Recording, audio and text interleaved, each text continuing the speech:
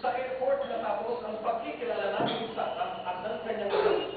Dito naman magsisimula ng sa pag-uwi sa Basila ng nais si Tatay Manila dito sa Manila ang magkakit sa at ang kapatid niya sa lipunan tulungan sa buhay ng normal sa buhay layan. Ang Pilipino. Iniling ni Brigadier General Danilo Lim kasi ibalik sa posto bilang Rizal sa Camp 17. Sa pinagkain sa RTC, sinabi ng kanyang abogado na si Vicente Verdadero na hindi miyembro ng Hapdar Group, kundi testigo sa kanyang hearing na masakit sa mga pinagkita sa mga akusado sa Peninsula Siege. Ipari Verdadero,